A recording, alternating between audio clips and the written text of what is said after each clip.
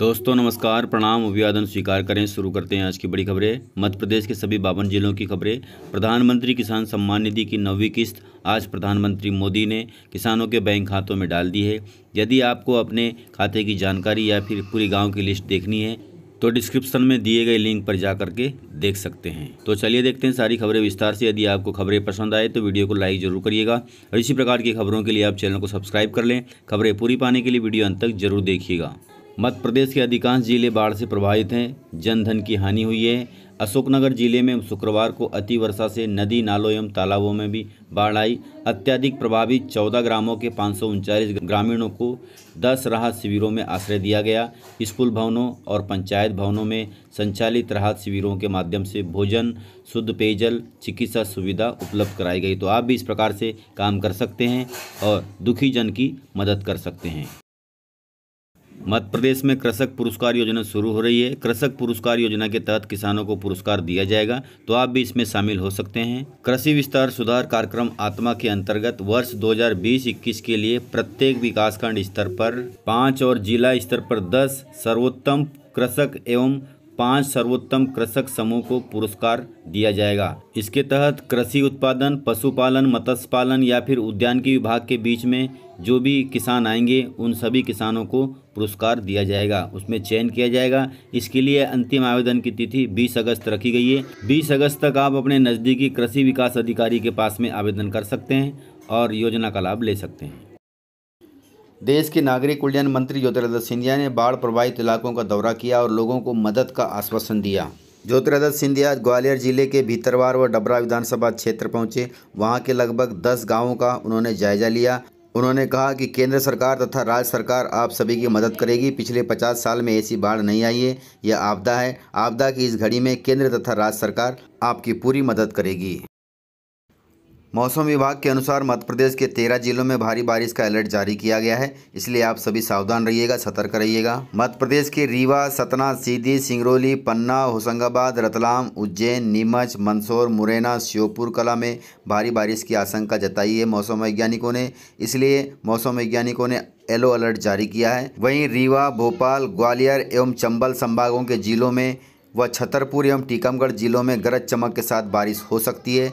इसलिए बहुत सावधानी के साथ ही आप बाहर निकलें और पूरी सतर्कता बरतें। उज्जैन, सागर, इंदौर, होशंगाबाद एवं जबलपुर संभागों के जिलों में कहीं कहीं बौछारें पड़ेंगी। मौसम वैज्ञानिकों के मुताबिक आगामी 48 घंटों के दौरान इसी तरह मौसम बना रहेगा। प्रधानमंत्री किसान सम्मान निधि की 9वीं किस्त आज प्रधानमंत्री मोदी ने किसानों के बैंक खातों में डाल दी है। यदि आपको अपने खाते में पैसा आया नहीं आया या उसके बारे में जानकारी देखनी है या फिर अपने गांव की पूरी लिस्ट देखनी है तो डिस्क्रिप्शन में दिए गए वेबसाइट के लिंक पर जा करके देख सकते हैं। आज देश के 9.5 करोड़ से अधिक किसानों के बैंक खातों में प्रधानमंत्री मोदी ने पीएम किसान सम्मान निधि की राशि ट्रांसफ़र की है। वहीं मध्य प्रदेश के 81,18,000 किसानों के खातों में 1623 करोड़ की राशि ट्रांसफ़र हुई है।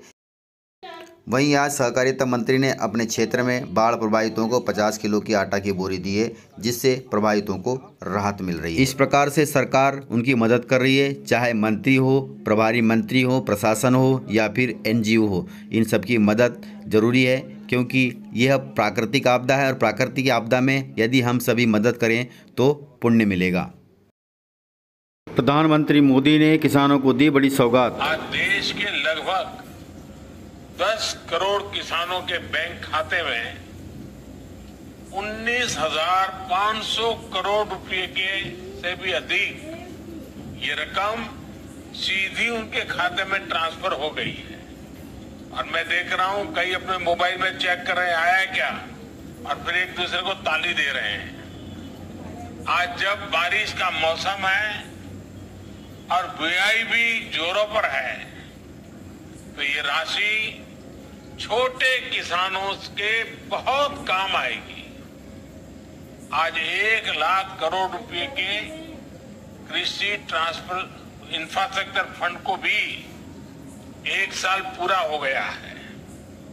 इसके माध्यम से हजारों किसान संगठनों को मदद मिल रही है। भाई और बहनों, सरकार किसानों को अतिरिक्त आय के साधन देने के लिए, नई नई फसलों को प्रोत्साहित करने के लिए पूरी तरह प्रतिबद्ध है। मिशन हनी बी ऐसा ही एक अभियान है। मिशन हनी बी के चलते बीते साल हमने लगभग 700 करोड़ रुपए के शहद का एक्सपोर्ट किया है, जिससे किसानों को अतिरिक्त आय हुई है। जम्मू कश्मीर का केसर तो वैसे भी विश्व प्रसिद्ध है। अब सरकार ने ये फैसला लिया है कि जम्मू कश्मीर का केसर देश भर में नाफेड की दुकानों पर उपलब्ध होगा। इससे जम्मू कश्मीर में केसर की खेती को बहुत प्रोत्साहन मिलने वाला है।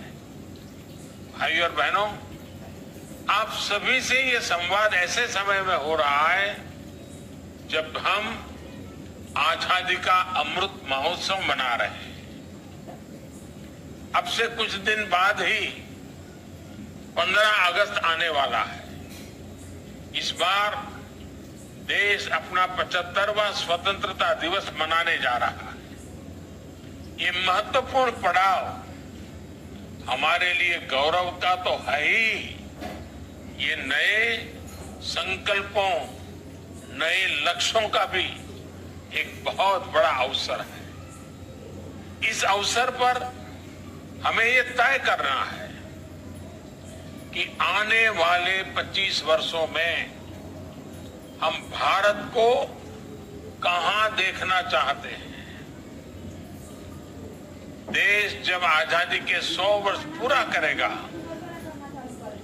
2047 में, 2047 में, तब भारत की स्थिति क्या होगी, ये तय करने में हमारी खेती, हमारे गांव, हमारे किसानों की बहुत बड़ी भूमिका है। ये समय भारत की कृषि को एक ऐसी दिशा देने का है जो नई चुनौतियों का सामना कर सके और नए अवसरों का भरपूर लाभ उठा सके। भाइयों और बहनों, इस दौर में बहुत तेजी से हो रहे बदलावों को हम सभी साक्षी हैं। चाहे मौसम और प्रकृति से जुड़े बदलाव हो, खान पान से जुड़े बदलाव हो, या फिर महामारी के कारण पूरी दुनिया में हो रहे बदलाव। हमने बीते 1.5 वर्ष में कोरोना महामारी के दौरान इसको अनुभव भी किया है। इस कालखंड में देश में ही खान पान की आदतों को लेकर बहुत जागरूकता आई। मोटे अनाज की ऑर्गेनिक उत्पादों की डिमांड अब तेजी से बढ़ रही है। इसलिए भारतीय कृषि, उसको भी अब इसी बदलती आवश्यकताओं और बदलती मांग के हिसाब से बदलना ही है।